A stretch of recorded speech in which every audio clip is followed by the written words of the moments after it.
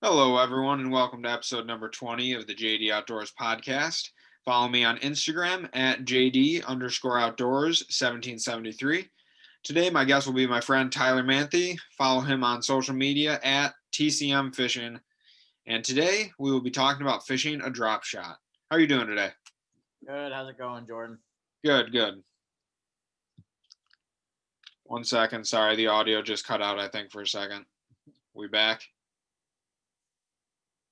Can you hear me? Yeah. All right, we're good now. All right. So, to start, can you give us a little background on your fishing career and how and when you started fishing, stuff like that? Yeah. I actually grew up in Syracuse, New York, but my family has a cottage up in Canada. So I started fishing with them up in Canada, and that's kind of where I learned how to fish. It's where I spent most of my summers growing up. And I fished every day, fishing for anything I could catch. Yeah. Started with sunfish, perch, bass, rock bass, walleye, pike, whatever. And then as time went on, as I got older, I started to kind of get away from the panfish and was more interested in pike, walleye, and bass. And then as time went on further, it really just became focused mainly on bass for me.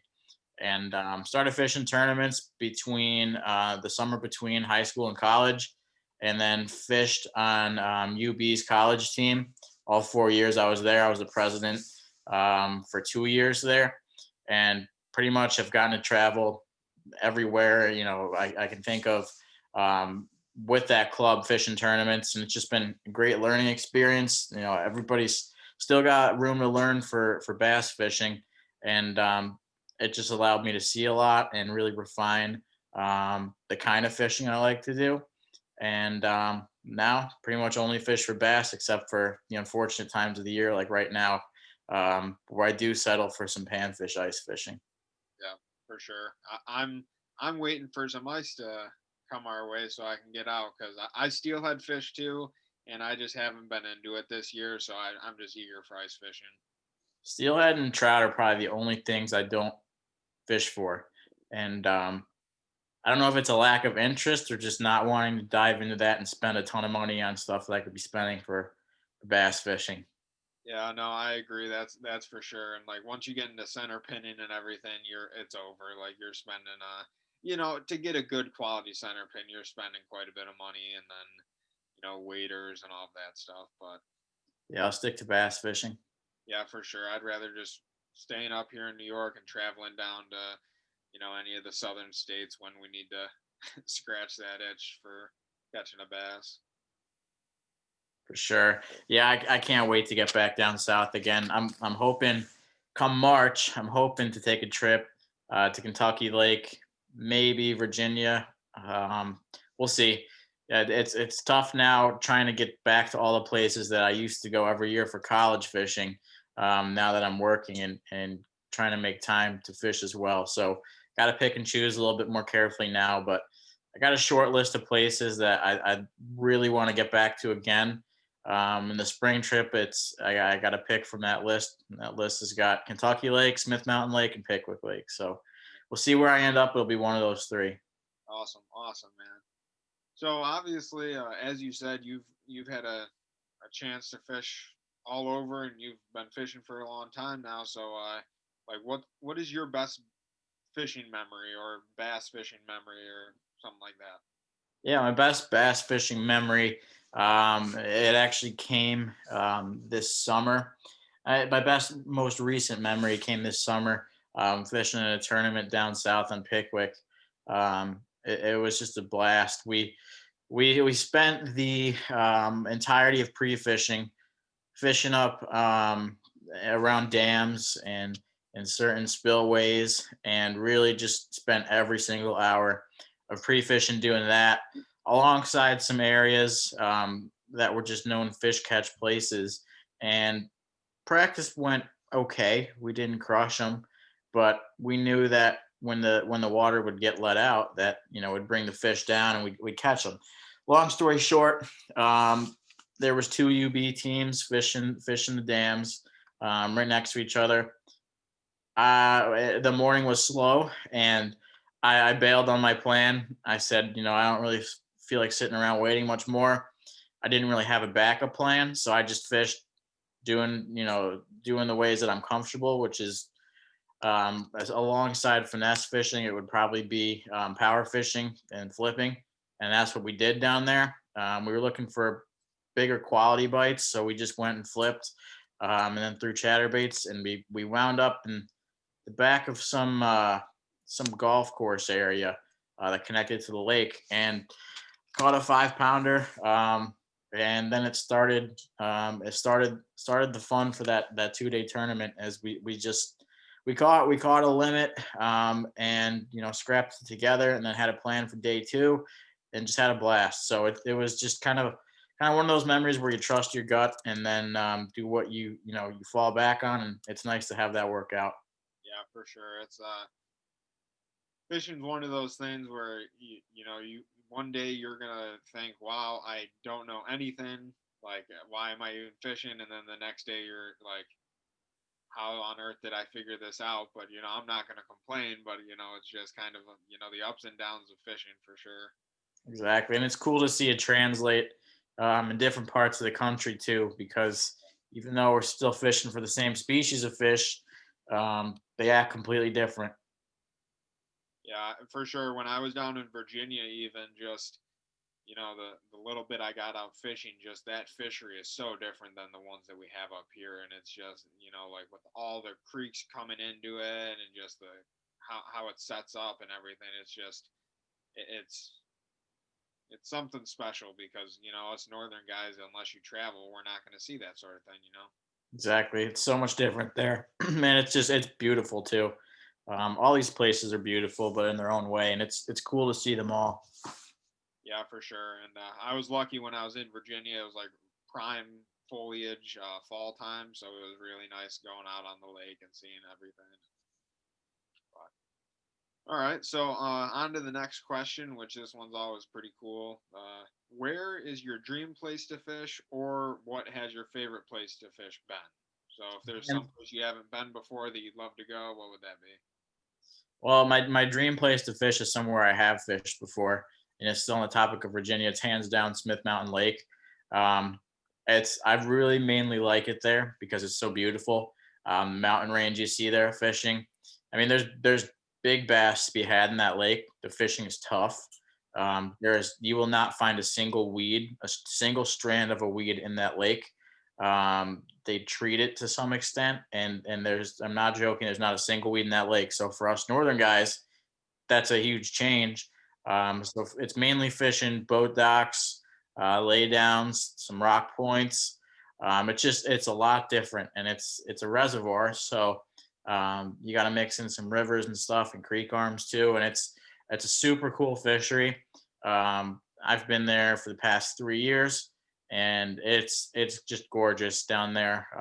Light, like it's just it can't be compared to unless you go there. It's one of those things where it's just the scenery coupled with the potential to catch an 8 pounder. It's just insane. Every spring they do a big bass bash there. There'll be 200 plus boats, as well as the college tournaments would go there every year, and it was just a blast to go down there. It's just beautiful. For sure. And I was going to mention real quick that, like, let me gather my thoughts a little bit better on how I was going to explain it. But fishing just down there to me has a special place because it is so different. And like I've said in the previous podcast, but like when you're younger, they say every time you learn something, you get a wrinkle on your brain. And it's like each new lake you go to, it's the same thing. You learn something, and a lot of the times it does translate back, even though the fisheries are different. For sure. The further south you work, you can start to kind of make some similarities between one lake and another, Yeah. and kind of translate those into one and the other. It's definitely something where it's the same as tournament fishing. The first college tournament I fished, I zeroed, Yeah. and that was a New York tournament. But then I went down south and starting to learn it, little bit by little bit, you start to piece things together and realize that some northern tactics can still work down there. You got to change things up. The bait's different. The forage is different. Surroundings are different. But like I said, with each lake, you figure out, little bit by little bit. You bring that into the next lake. You make some similarities. You find, commonalities between what works here, what doesn't. Yeah. And it's like a giant puzzle that you're just solving corner by corner, Yeah. trying to figure out.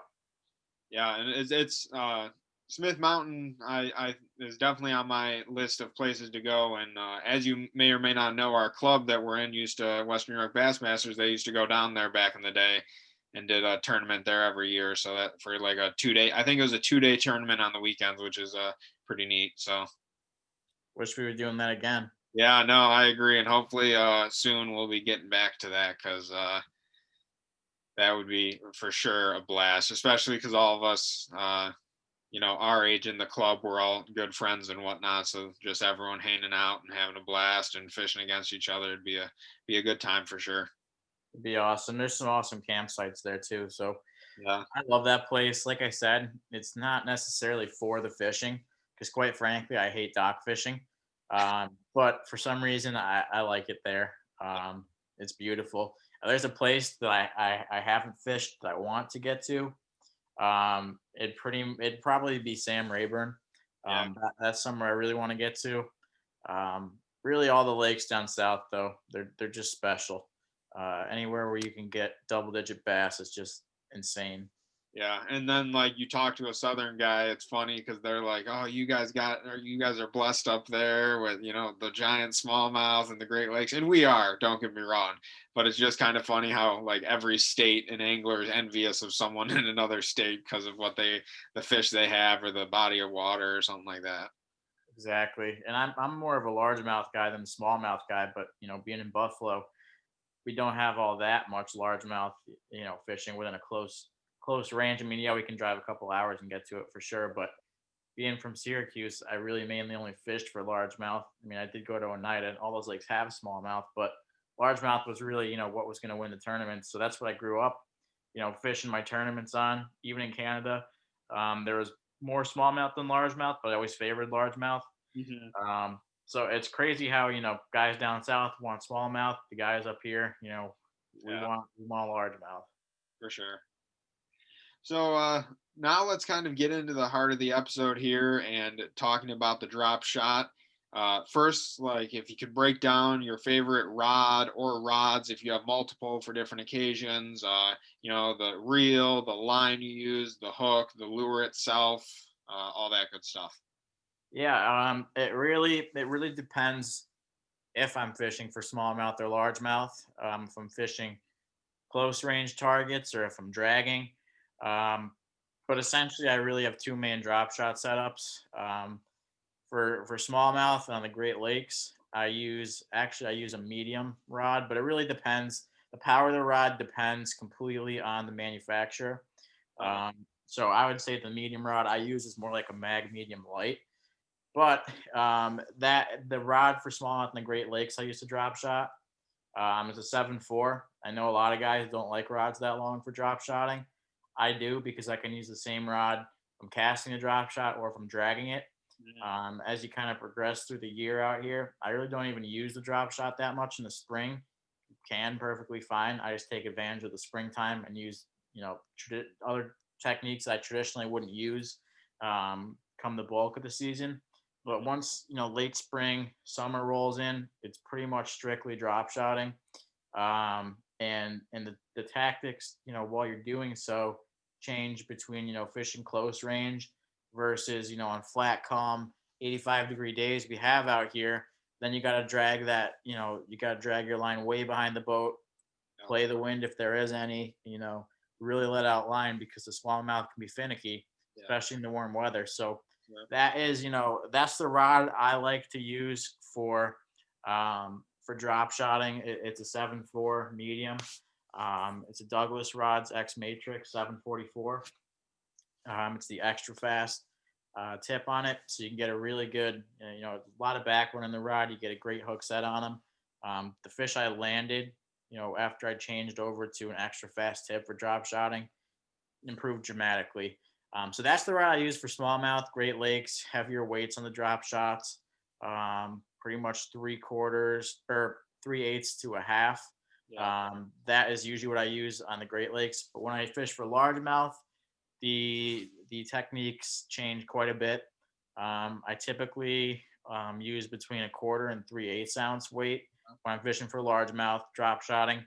I'm really drop shotting in the weeds for largemouth.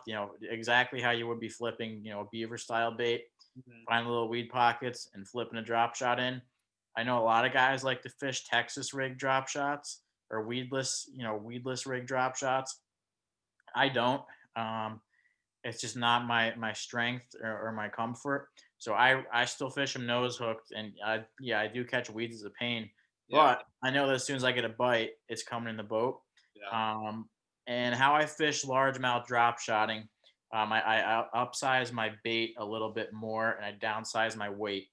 I use a shorter rod because I'm looking to make precise like flips Yeah. rather than casting for distance and dragging that bait. So usually it's close range. I'm flipping a drop shot at something, or I'm finding a weed pocket and going right for that. I'll still use a medium powered rod. I usually like to go down to about a 7 foot, Yeah. 6'10" to 7 foot. I've been bouncing back between two rods from Douglas. The 6'10", it's actually a medium light, 6'10", medium light, extra fast. But the one I really been liking is the 704 that they have, and that's a medium powered rod. Again, 7 foot. But I like the shorter length rod because I'm making closer range casts. I can fish, the drop shot behind people who are flipping and, flipping traditional style baits and get bites that those people don't get because, fish can be finicky one day. Mhm. Presentation could be too big. It could be spooked. And then, away goes the 4-inch beaver, and then in comes a drop shot, and the more I have to bite that. So even times I will favor just rolling with a drop shot rather than flipping just to guarantee that bite. But the baits change up quite a bit too. But the one commonality for the reels on both setups, I use a 2500 size reel. You can get away with a 3002. It's not adding too much weight to the setup, especially if you're dragging. A 3000 is nice, letting out a lot of line. But the main thing is a light reel. The lighter the reel, the more you're going to feel within that, within the bite translating through the rod. So Mhm. I use a 2500 Shimano Stratic CI4 on both my drop shot setups. I love that reel. I have that on both those setups and a couple others, and I just love them. But really, any 2500 size, really don't need to get too fancy. Don't need to get too picky with it. Line, I use 10-pound braid down to an 8-pound floral leader. I know a lot of guys like 6. I just haven't found the need yet to downsize to it. But I use 8 if I'm in the weeds. Sometimes if they're thick weeds, I'll bump up to 10-pound test. But 99% of the time, I'm rolling with 8-pound test regardless of where I am. Yeah. That's pretty much my setup. The braid, I use Suffix, and then the fluoro. I really, really, really like the P line tactical fluorocarbon, just the main line for leaders, and it's great. That or the Sunline FC Sniper, they're both awesome. In terms of hooks, like I said, I use pretty much the same setup minus the rods and the bait for drop shotting. So the hooks, I use the Gamakatsu right there, the Yep. size 2. Yep. Pretty much standard. So many people use them. There's nothing special about them. They're just good hooks. They work. They are just on the package. I'm reading it's a split shot drop shot hook. Like I said, nothing special behind this. That's just the hook I use, and they work. Um, you could, I know my tournament partner actually uses a bigger hook. He uses a size 1. He still gets bid on it. I used to actually throw a size 1 until I came out here and started fishing Erie. But I think that the amount of bites you get because of the action of whatever bait you're throwing is not as much impaired from a bigger hook, Yep. as well as just the area of the mouth that the fish gets hooked into the small hook dramatically increases not only the amount of bites you're getting, but the amount of fish you're landing. 9 times out of 10, on this hook at least, with the rods I'm using, they get it back in the roof of their mouth. And if you hook a fish there, they're not coming off. So I've been extremely pleased ever since I switched to that smaller hook. I know tons of people too that use even smaller hooks than that. So I can't even call it a small hook, I guess, but it is to me. Yeah. So that's my hook of preference. Like I said, baits really are different between smallmouth versus largemouth. My mainstay drop shot bait is the Yamamoto shad shaped worm. A lot of people are saying that the flat nose worm is the best. I just can't get my hands on it, so I've been rolling with these and I love them. They're 4 inches. They're pretty much the exact same shape as that Berkeley worm. Um, I love those on Erie. Those are my mainstay. I always have them on. They're just awesome. I really only use them on Great Lakes though. I don't use them really anywhere besides Yeah. Lake Erie, Lake Ontario, and the rivers. I know they probably work, but I just don't use them anywhere else. I only have two colors of that bait, and I probably will only buy two colors of that bait. I only buy, a goby colored bait or green pumpkin, and then just, a standard shad color. I don't think you need to get too fancy when you're picking out these colors. Rotating between those two, depending on, conditions, wind, what the fish are eating, time of year, all that. Um, when you have those two colors, you're going to be fine with either one of those. And that's me talking for smallmouth here. Granted, I mean, I still have tons to learn too, but that's personally what I do. I got a couple other cool baits too. If it's a tough bite, I found that this bait here, it's the Missile Baits Ned Bomb. Oh It's yeah. it's a bait that a lot of people don't really use on drop shots, but I'll drop shot that if I'm dragging the drop shot. That tail on that bait really kicks. It's an awesome bait for a lot of movement if the fish are being finicky on a drop shot. That's one that I really found that I like, as well as just drop shotting small swim baits. That's became a big thing lately. It's gotten popular. That is amazing when dragging a bait because you're getting both your bang for your buck with a swim bait tail that's kicking and a drop shot presentation. So that's another bait I love throwing for smallmouth on a drop shot. In terms of largemouth, I pretty much keep it simple for largemouth. I try to get more away from that shad shaped color or not color, shad shaped style, and get more towards a worm style. Okay. The three baits that I really like to drop shot for largemouth most of the time are going to be in green pumpkin or some kind of PB&J color. The three baits that I really like to throw for largemouth are the one I have on me here is the Max Scent Hitworm. Love Yeah. those around weeds. They're great. They smell terrible, but they're great. That's the Max Scent Hitworm. My two favorites though are the classic KVD Dream Shot. Yeah. It's an amazing largemouth bait. It's one of my preferred largemouth drop shotting baits. Like I said, that's something you can just flip behind people that are just flipping beavers, and you'll get bit with that.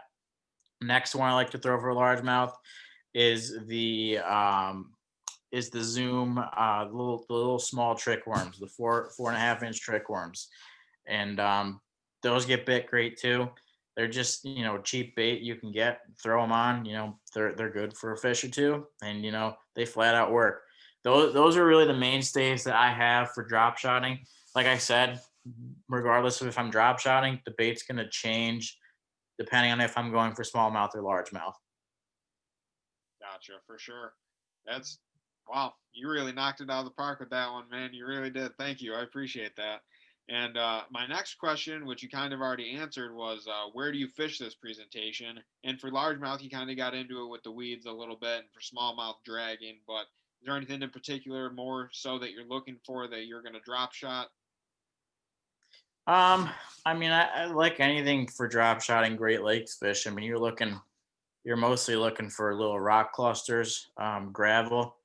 Um, it's really tough to say areas because a lot of it's just transitions, small transitions that'll hold a few fish. A lot of it, I mean, I've came to notice depends on wind.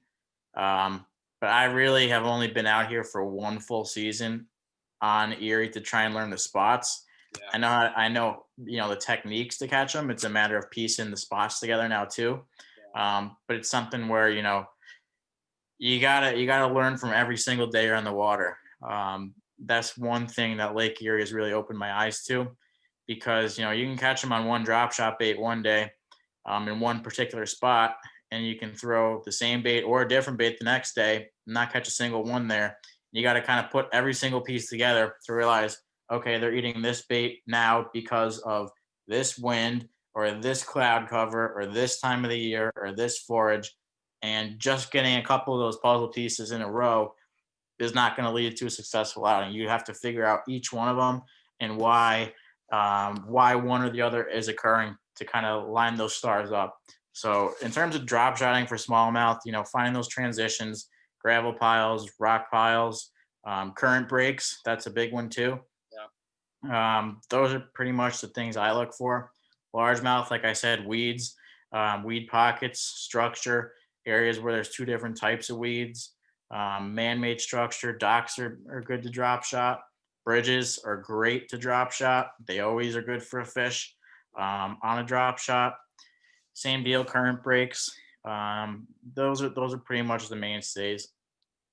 So then another thing with your drop shot, the leader length from the hook to the weight itself. How do you vary that from smallmouth to largemouth, or do you keep it the same? I keep it mostly the same. I mean that may just be because I'm lazy. I know some people probably have the science behind it. Yeah. Mine are about the same. My general rule. Everybody actually, kind of encouraged me to do this as time went on, but my general rule is I tie my leader, and then reel it right down up until it hits the reel. That's my standard leader length. So um, you picture a 7 foot rod, and then that bait's hanging down. So it's roughly a 10, 12, foot leader that I'm tying. That's my mainstay usually. Gotcha. All right. Thank you again. Yeah, you really knocked that one out of the park. I appreciate it. So I have a few last questions to kind of wrap up the show here. And the first one is, what is your favorite snack on the water? Oh, that's easy. Combos. Okay. Combos are always my go-to snack on the water. Just your regular, pretzel combos. I love them. Yeah. All right. All right. I haven't had those in a while, but that's a good idea for a snack on the boat. Honestly, I only eat them on the boat. I don't have an urge to eat them, off the water, but it's for some reason my go-to snack when I'm out there. The other thing too, I mean, that would be my snack, my go-to, meal on the water. yeah. Every single tournament, I got, a ham and cheese sandwich packed. If we're going down south, I'll have, you can any tournament partner I've had can vouch for this that any tournament we go on, I will go to Walmart, I will buy a loaf of bread, I'll get one of those little containers of ham and then a pack of cheese, and I won't have to eat another thing. That combos, water, some beer. That's all you really need out there. That's awesome, man. That's definitely combos is an interesting one. I'll have to try that out this year. I'm always looking for new snacks on the water, something quick, easy, and pretty, neat. So it's not super messy because I hate, I've had Doritos out on the boat, and you get that cheese dust on the carpet. Man, that's a pain. Then you gotta wash it out. Yep, combos are nice and clean. Um, so the next question is, how or do you have any tips? Rather, do you have any tips for staying positive on the water? Kind of going back to that story I highlighted in the beginning. Staying positive on the water. I realized the worst thing you could possibly do in a tournament is wonder how other people are doing. You really just got to focus on yourself. I'm guilty of doing that as well. Trying to figure out how other people are doing. But any successful tournament I've had, I've tried to get into a groove. I've tried to piece together puzzles, and pretty much just stay upbeat. We're doing this for fun. That's what it comes down to. I mean, for some people, fishing is their job. For most of us, it's not. Um, and getting back to the roots of that is when you're going to be successful. If you're going into a tournament stressed, if you're mad you lost a fish, it's going to translate into how you're fishing. I don't know how it does, but anytime I have, it doesn't work. Yeah. And just staying upbeat, remembering at the end of the day that there's a reason why you were confident enough to enter this tournament, and finding out what that is, working hard on piecing together that puzzle, and just trusting your instincts, trusting what you do best. 'Cause at the end of the day, if you show up to a place and you can't catch fish how you're supposed to there, just go have fun. If you like to flip, go flip in that lake, even if it's not a great lake for it. Because if you're good at something, then that'll translate, into that body of water. So just have fun. Yeah, for sure. All right, thank you, man. And I'm going to add another little segment that should have been back in the beginning, but I just thought of it and I thought it'd be a cool topic because I haven't talked with anyone about it yet. But college fishing, obviously, you have a big part in that, and you've been, you said 4 years you were in the club, right? Yeah, I was in the club for 4 years. I stay involved now. It's all different with COVID though. Yeah. But I guess I've kind of taken on a coaching role for the team. Um, for a few members, I'd probably loan out my boat, just to keep people fishing. But I still stay involved.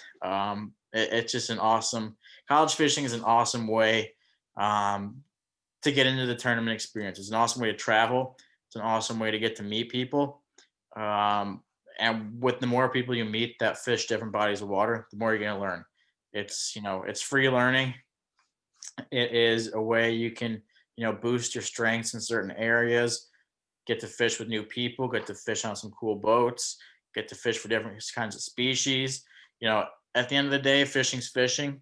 We all, have a preference of the fish that we fish for, and not everybody's the same. So putting all those people together in one room, really opens up, your minds, and you get to, find out a lot of cool pieces of, just different fisheries and, different techniques of fishing. So college fishing, in summary, I've gotten to meet a lot of cool people. I've gotten to learn a ton. I've gotten to dive into tournament fishing, and I've gotten to travel a lot to places that, quite honestly, I probably would have never been if it wasn't for that.